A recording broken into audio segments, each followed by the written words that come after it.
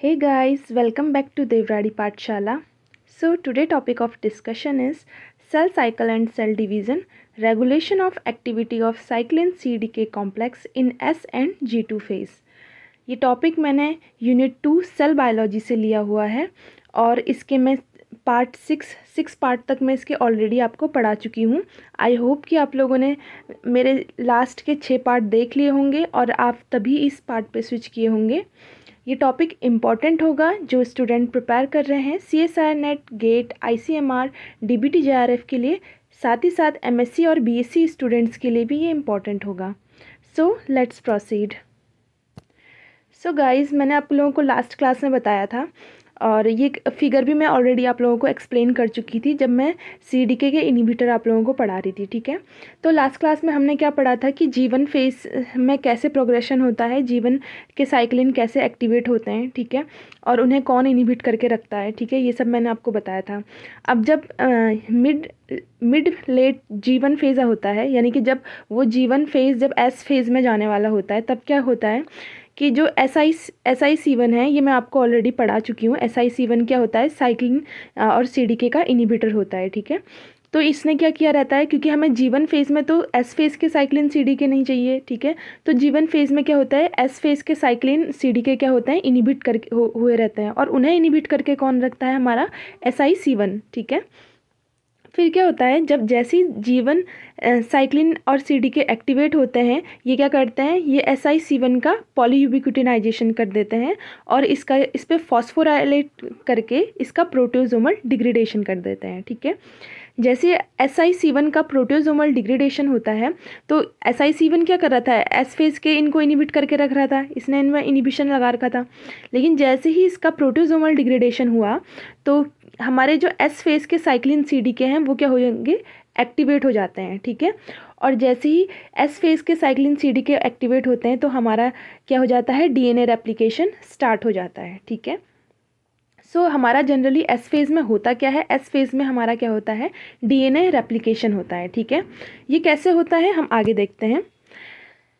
SCDK initiate, जो SCDK अभी activate हुए, ये इनिशिएट करते हैं DNA रेप्लिकेशन एंड ब्लॉक री रेप्लिकेशन। ठीक है, हम दोनों पढ़ेंगे कि ये रेप्लिकेशन को कैसे इनिशिएट करता है और साथ ही साथ वापस रेप्लिकेशन को ब्लॉक कैसे करता है, क्योंकि रेप्लिकेशन क्या होता है, एक बार होना चाहिए, एक ओरिजिन से रेप्लिकेशन सिर्फ एक बार होना चाहिए। ठीक है, अगर रेप्लिकेशन 1 से 2 बार हो गया तो क्या हो जाएगा, DNA में क्या हो जाएगा, म्यूटेशन हो जाएगा। ठीक है, क्योंकि किसी सेल में एक्स्ट्रा DNA चले जाएगा, जिससे क्या हो जाता है, सेल की डेथ हो सकती है, म्यूटेशन हो सकता है, या कोई भी जो है प्रॉब्लम हो सकती है सेल को। ठीक है, तो DNA का रेप्लिकेशन तो इम्पॉर्टेंट है, साथ ही साथ री रेप्लिकेशन को ब्लॉक करना भी बहुत इम्पॉर्टेंट है। ठीक है, सो ये सब कैसे होता है, जैसे ये टॉपिक जो है आपका मॉलिक्यूलर बायोलॉजी से रिलेट है। ठीक है, इसको हम मॉलिक्यूलर बायोलॉजी में भी पढ़ते हैं और इसमें भी पढ़ते हैं, क्योंकि हम S फेज़ पढ़ रहे हैं तो हम इसमें मॉलिक्यूलर बायोलॉजी का ये टॉपिक भी पढ़ रहे हैं। ठीक है, सो होता क्या है, S फेज़ में हमारे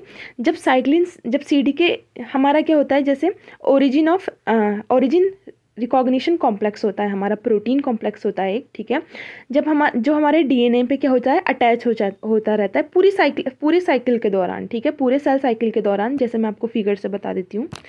ये देखो, ये फिगर है। ठीक है, यहाँ पे ये हमारा क्या है, DNA है। ठीक है, DNA में हमारा क्या है, ऑलरेडी जो है ORC, ओरिजिन रिकॉग्निशन कॉम्प्लेक्स। ठीक है, ये पूरे सेल साइकिल के थ्रू ये कहाँ पे टपका रहता है, ये ORC पे, यानी यहाँ पे क्या होगा, ओरिजिन ऑफ रेप्लिकेशन, जहाँ से रेप्लिकेशन स्टार्ट होता है। जैसे अगर मैं हमारी बात करूँ यूकैरियोट्स की, तो हमारे अंदर क्या है, थाउजेंड्स ऑफ ओराई है। ठीक है, बहुत सारे ओराई हैं, तो उस हर एक ओराई पे ओरिजिन ऑफ रेप्लिकेशन पे क्या होता है, हमारा ORC लगा रहता है। ठीक है, इसने रिकॉग्नाइज करके रखा रहता है कि हाँ, कि यहाँ से क्या होगा, रेप्लिकेशन स्टार्ट होगा। ओराई क्या होता है, ओरिजिन ऑफ रेप्लिकेशन, यानी जहाँ से रेप्लिकेशन हमारा स्टार्ट होता है उसे रिकॉग्नाइज कौन करता है, ORC, ओरिजिन रिकॉग्निशन कॉम्प्लेक्स। ठीक है, ये ओरिजिन पे ही बैठा रहता है। ठीक है, G1 फेज में क्या होता है, देखो ये यहाँ तक क्या है, हमारा G1 फेज है। ठीक है, तो G1 फेज में हमारा क्या होता है, ये ORC क्या करता है, CDC6 को रिक्रूट करता है। ठीक है, CDC6 को रिक्रूट करता है, फिर क्या होता है, देखो मैं यहाँ से बताती हूँ आपको। In the first step of the replication ORC recruit protein CDC6, ठीक है। ये किसको रिक्रूट करता है? CDC6 को, ठीक है, जिसका कंसंट्रेशन जो है अराइज होता है यानी ज़्यादा रहता है G1 फेज में, ठीक है। Together these protein loads the DNA हेलिकेजेस, ठीक है। और हमारा जो ORC है, ORC प्लस CDC6, ठीक है, ये दोनों मिलके क्या करते हैं? हमारे हेलिकेज को लोड करते हैं, ठीक है। और कौन सा हेलिकेज होता है? अगर हम यूकैरियोट्स की बात करें तो MCM हेलिकेज, ठीक है। तो ये क्या करते हैं? MCM हेलिकेज को क्या करते हैं? लोड करते हैं, ठीक है। MCM हेलिकेज को लोड करते हैं, ठीक है। That will open the double helix and ready to origin of replication, ठीक है। और हमारा MCM जो हेलिकेजेस होता है, हेलिकेजेस का काम ही क्या होता है? DNA को खोलना, ओपन करना है। हमारा DNA क्या होता है? डबल स्टैंडर्ड होता है इस टाइप से, ठीक है। और यहाँ पे जैसे अगर ओरिजिन ऑफ रेप्लिकेशन होगा तो यहाँ से क्या होगा? इस पोजीशन से क्या होगा? हमारा DNA कुछ इस तरीके से खुल जाएगा, ठीक है। ये आपने कई बार देखा होगा ऐसा फिगर, ठीक है। इस तरीके से खुल जाएगा। ये खोलने का काम कौन करता है? हमारे हेलिकेजेस, ठीक है। हेलिकेजेस कुछ इस टाइप से यहाँ पे बाइंड होंगे, इस डायरेक्शन में भी बाइंड होंगे। अगर DNA रेप्लिकेशन इस साइड होगा तो ये इस साइड को जाएगा, ये यहाँ से इस साइड को जाएगा। इससे ये दोनों डायरेक्शन में क्या करेगा? DNA को ओपन करेगा और DNA रेप्लिकेट होता रहेगा हमारा, ठीक है। ये आप ऑलरेडी मॉलिक्यूलर बायोलॉजी में भी पढ़ते हो, ठीक है। फिर once this pre replication complex, जैसे ही हमारे ORC और CDC6 ने मिलकर रिक्रूट करा MCM हेलिकेज को, तो MCM हेलिकेज क्या जाएगा? अब ये तीनों क्या हो जाएंगे? ग्रुप बना देंगे। इन ग्रुप को हम क्या बोलते हैं? प्री रेप्लिकेटिव कॉम्प्लेक्स, ठीक है। और the replication origin is loaded and ready to fire. फिर रेप्लिकेशन अभी क्या हुआ है? लोड हुआ है। अब ये क्या है? तैयार है फायर होने के लिए, ठीक है। यानी कि ये हेलिकेज वर्क करने के लिए तैयार है। लेकिन अभी हेलिकेज क्या है? एक्टिवेट नहीं है हमारे। तो अभी किस स्टेज में है? प्री रेप्लिकेटिव कॉम्प्लेक्स की स्टेज में है, ठीक है। The signal to commence replication comes from SCDK। जब तक SCDK यानी S फेज का CDK जो है साइक्लिन CDK एक्टिवेट नहीं हुआ है, तब तक हमारा ये जो ओरिजिन ऑफ रेप्लिकेशन जो ये प्री रेप्लिकेटिव कॉम्प्लेक्स है ये फायर नहीं होगा, यानी ये स्टार्ट नहीं होगा, ठीक है। ये एक्टिवेट नहीं होगा। इसे एक्टिवेट कौन कराएगा? हमारा S फेज का CDK, ठीक है। Cyclin CDK complex trigger S phase, ठीक है। साइक्लिन CDK क्या करता है? S फेज में ट्रिगर करेगा, ठीक है। SCDK assembled and activate at the end of G1 phase. और SCDK हमने क्या देखा था अभी कि ये G1 फेज के एंड में क्या होते हैं? एक्टिवेट होते हैं, ठीक है। During S phase it activates DNA helicases in the pre-replicative complex and promote the assembly of the rest of the protein that form the replicative fork, ठीक है। तो क्या होता है? S फेज में क्या होता है? इस DNA हेलिकेज को एक्टिवेट करा दिया जाता है, ठीक है।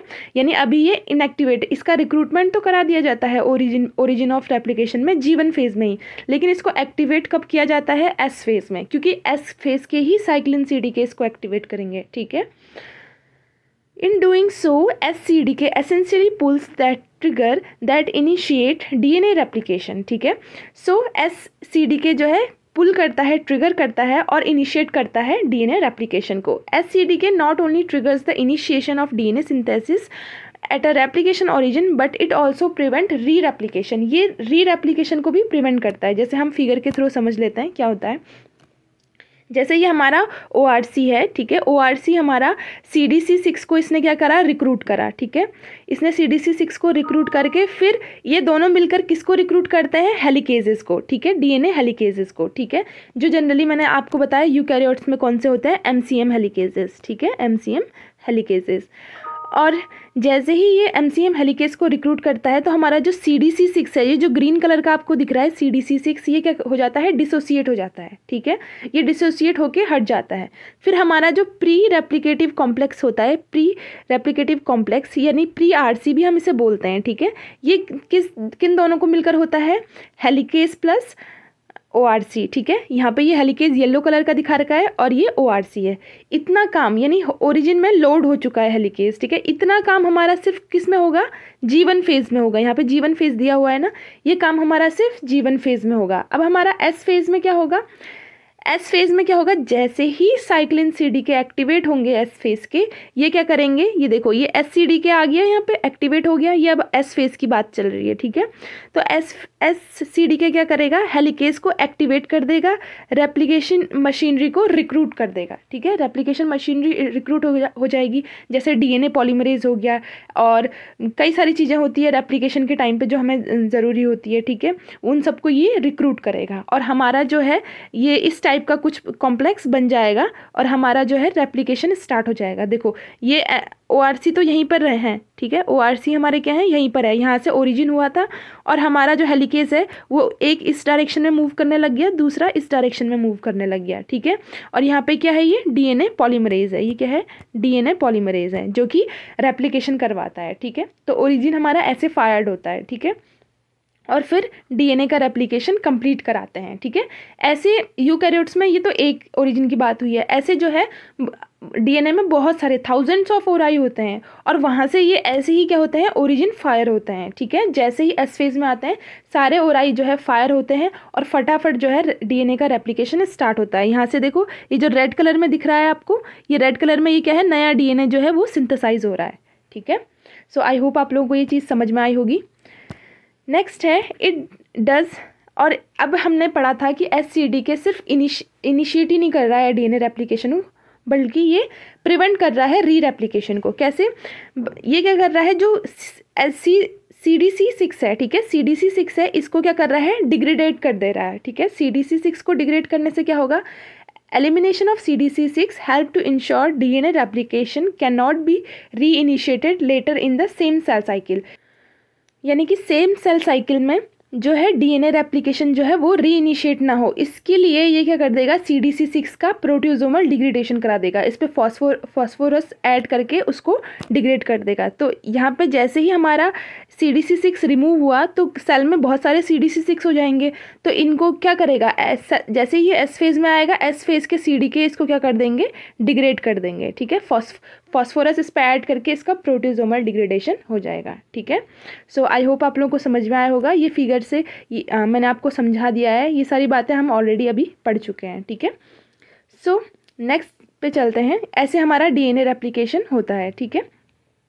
नेक्स्ट चलते हैं, अब देखते हैं incomplete replication can arrest cell cycle in G2 phase, ठीक है।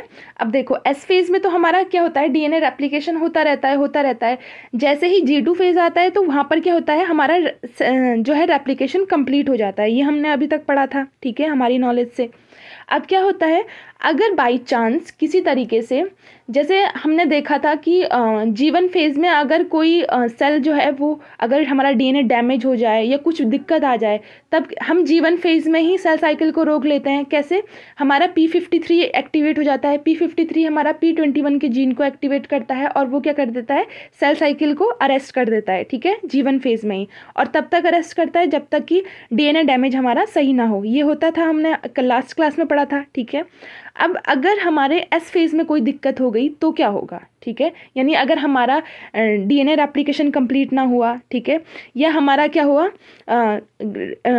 या तो एरर आ गया डीएनए रेप्लिकेशन में, ठीक है, डीएनए डैमेज हो गया, ठीक है, तो उस टाइम पे क्या होगा, To address these issues, cell cycle control system use the mechanism that can delay the entry into M phase, ठीक है।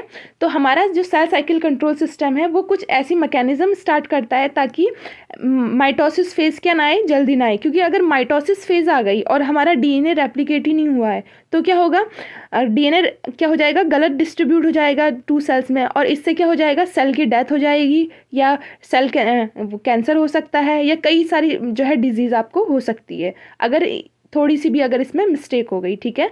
तो इसीलिए जो एस फेज के बाद जो हमारा फेज आता है वो G2 फेज आता है, ठीक है। देन हमारा M फेज आता है, जब G2 फेज में ये चेक किया जाता है कि डीएनए रेप्लिकेशन प्रॉपर हुआ या नहीं हुआ, ठीक है, और कंप्लीट हुआ नहीं हुआ, या कोई एरर तो नहीं रह गया, अगर एरर है तो उसे फिक्स करो, ठीक है। ये मैं आपको ऑलरेडी बता चुकी हूँ लास्ट क्लास में जब मैं स्टार्ट कर रही थी सेल साइकिल में, ठीक है। मैंने चेक पॉइंट्स आपको पढ़ाए थे, चेक पॉइंट्स में मैंने आपको ये बातें समझाई थी, ठीक है।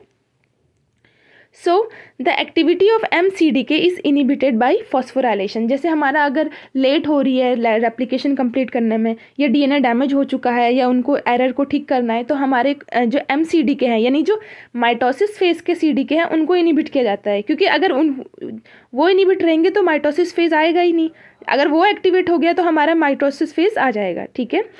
For the cell progress into mitosis, these inhibitory phosphate must be removed by activating the protein phosphatase called CDC25, ठीक है। तो CDC25 के बारे में भी मैंने आपको बताया था कि जैसे अगर हमारा सेल ठीक है, नॉर्मली रेप्लिकेट हो गया है S फेज़ में, अब G2 फेज़ से वो कहाँ जा रहा है, M फेज़ में जा रहा है, तो MCDK को क्या कराया जाता है, एक्टिवेट किया जाता है बाई CDC25 के थ्रू। CDC25 क्या करता है, इनिबिटरी फॉस्फेट को रिमूव करके उसे एक्टिवेट कर देता है, ठीक है।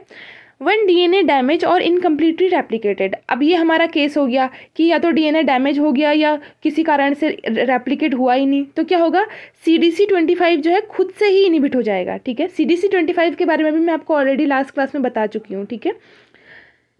CDC25 खुद से इनिबिट हो जाएगा, जिससे कि जो रिमूवल है इनिबिटरी फॉस्फेट का, ठीक है, वो रुक जाएगा, फिर इनिबिटरी फॉस्फेट जो है रिमूव नहीं होगा। अगर इनिबिटरी फॉस्फेट रिमूव नहीं हुआ तो हमारा सेल साइकिल प्रोग्रेस करेगा, बिल्कुल नहीं करेगा। कैसे करेगा, जब MCDK क्या रह जाएंगे, इनएक्टिविटी रह जाएंगे, और M फेज हमारा क्या हो जाएगा, डिले हो जाएगा। कब तक, जब तक हमारा DNA रेप्लिकेशन कंप्लीट ना हो या फिर हमारा DNA डैमेज जो है वो रिपेयर ना हो जाए, ठीक है।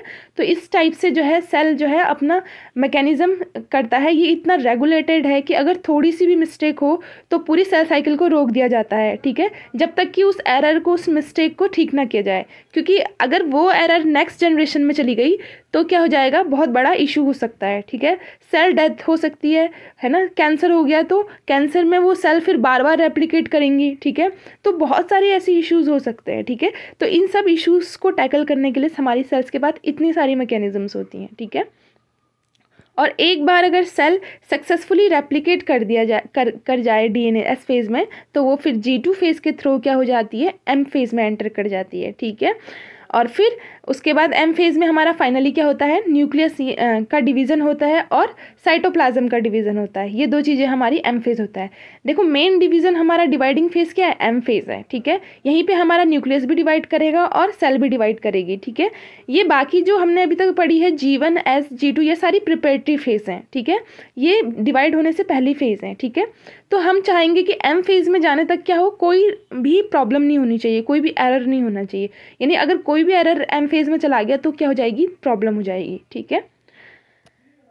सो यहाँ पे ये फिगर के थ्रू भी दे रखा है। देखो मैंने ये पहले भी आपको बता रखा था कि for MCDK to be active inhibitory phosphate must be remove. देखो ये हमारा MCDK है, ठीक है। तो MCDK इस पे साइक्लिन तो बाइंड होता है इसे एक्टिवेट करने के लिए, लेकिन साथ में साथ जो V1 काइनेज है हमारा, ये क्या करता है, V1 काइनेज के बारे में मैंने आपको बताया था, ये इनिबिटरी फॉस्फेट लगा देता है इस पर, जिससे कि हमारा MCDK क्या रहता है, इनएक्टिव रहता है, ठीक है। तो जब तक CDC25 आकर इसका फॉस्फेट रिमूव ना करे तब तक ये क्या रहेगा, इनएक्टिवेट ही रहेगा, ठीक है। और CDC25 खुद से इनएक्टिवेट हो जाता है अगर हमारा DNA डैमेज हो गया या DNA हमारा रेप्लिकेशन कंप्लीट ना हुआ हो, ठीक है। सो अगर सब कुछ सही रहा, नॉर्मल रहा, हमारा सेल भी जो हमारा DNA कम्प्लीटली रेप्लिकेट कर चुका है, ठीक है, G2 फेज़ में आ चुका है, और अब वो चाहता है कि M फेज़ में जाए, माइटोसिस फेज़ में जाए, तो वो क्या करेगा, इनिबिटरी फॉस्फेट को रिमूव करेगा और हमारा जो है MCDK एक्टिव हो जाएगा। और MCDK एक्टिव हो जाएगा यानी अब हमारा क्या होगा, कैरियोकाइनेसिस एंड साइटोकाइनेसिस दोनों होगा, ठीक है। The control system uses combination mechanism we have describe, ठीक है। सो जैसे हमारा G1 फेज़ में हमने देखा था कि G1 से S ट्रांजिशन को हम कैसे रोक सकते हैं, बाय यूजिंग CDK इनिबिटर को, ठीक है। जैसे P53 देखा था कि अगर G1 फेज़ में हमारा कोई डैमेज हो गया DNA में तो हमारा P53 जीन एक्टिवेट हो जाता है, जो कि हमारे S फेज़ के साइक्लिन CDK को इनिबिट कर देते हैं, ठीक है। और वो फिर फर्दर जो है रेप्लिकेट नहीं होने देते हैं DNA को, जब तक कि हमारा जो है G1 फेज़ में वो चीज़ फिक्स ना हो, ठीक है। ऐसे ही अगर G2 M ट्रांजिशन में क्या होता है, it suppress the activation of MCDK by inhibiting the phosphate required to the CDK and delay exit from mitosis by inhibiting the activation of APC, thus preventing the M degradation of M cyclin, ठीक है। तो होता क्या है, G2 to M transition में क्या होता है, जो MCDK है इसको जो है सप्रेस किया जाता है। अगर हमारा कुछ भी ऐसा इशू हो तो MCDK को क्या किया जाएगा, सप्रेस किया जाएगा, ठीक है, और डिले किया जाएगा माइटोसिस को। ये APC के बारे में भी मैं आपको पढ़ाऊंगी। ये जब हम माइटोसिस पढ़ेंगे तो उसमें हम इसके बारे में डिटेल में पढ़ेंगे कि ये क्या कैसे वर्क करता है, कैसे फंक्शन करता है, ठीक है। और फिर हमारा जो है M साइक्लिन के डिग्रेडेशन को हम प्रिवेंट कर सकते हैं, ठीक है। सो जो भी है मेन हमारा जो मुद्दा है वो ये है कि अगर S फेज़ में कोई गलती हो जाती है रेप्लिकेशन के टाइम पे, यानी अगर DNA में एरर हो गया या रेप्लिकेशन हमारा पूरा ना हुआ, तो सेल को डायरेक्टली M फेज़ में एंटर नहीं करना चाहिए। उसको रोकने के लिए हमारी सेल जो है ये सब काम करती है, ठीक है। फिर वो जो है CDC25 को ही इनहिबिट कर देती है, जिससे कि माइटोसिस के जो है साइक्लिन CDK एक्टिवेट ना हो, ठीक है। सो हमने अभी तक क्या पढ़ा, हमने अभी तक पढ़ा कि जैसे ही हमारे S फेज़ के साइक्लिन CDK एक्टिवेट होते हैं तो S फेज़ के साइक्लिन CDK क्या करते हैं, साइक्लिन CDK कैसे वर्क करते हैं। तो S फेज़ के साइक्लिन CDK हमारा सबसे पहले तो जो हेलिकेज है उसको एक्टिवेट करते हैं, ठीक है, एक्टिवेट हेलिकेज, ठीक है। हेलिकेजेस को एक्टिवेट करने से क्या होगा, देखो लोडिंग तो हमारी G1 फेज़ में हो गई, लेकिन एक्टिवेशन हमारा किस में होता है, S फेज़ में, और वो काम कौन करता है, S फेज़ के साइक्लिन CDK, ठीक है। देन हमारा ये क्या करता है, हेलिकेज को एक्टिवेट करके क्या करता है, DNA का रेप्लिकेशन स्टार्ट कर देता है, DNA रेप्लिकेशन स्टार्ट, ठीक है। यही जो है DNA रेप्लिकेशन को स्टार्ट करता है। साथ ही साथ ये क्या करता है, CDC6 को क्या करता है, फॉस्फोराइलेट करता है, ठीक है। CDC6 पे फॉस्फोरस लगा के इसका क्या कर देता है, डिग्रेडेशन करा देता है। क्यों कराता है ऐसा, ताकि री रेप्लिकेशन को रोक सके, टू प्रिवेंट री रेप्लिकेशन, ठीक है, री रेप्लिकेशन को प्रिवेंट कर सके, ठीक है। तो री रेप्लिकेशन को भी प्रिवेंट करना बहुत ज़रूरी है, ठीक है। इसीलिए हर एक स्टेप जो है वो रेगुलेटेड वे में होती है cell cycle and cell division में, ठीक है। सो आई होप आप लोगों को ये वीडियो समझ में आया होगा। और इसके बाद नेक्स्ट में हम फाइनली माइटोसिस पढ़ेंगे कि माइटोसिस फेज़ में कैसे वर्क होता है। फाइनली हम डिवाइडिंग फेज़ पढ़ेंगे, ठीक है, डिटेल में। और वीडियो पसंद आया होगा तो इसे लाइक ज़रूर करें, शेयर करें अपने दोस्तों के साथ, एंड प्लीज़ सब्सक्राइब देवराड़ी पाठशाला।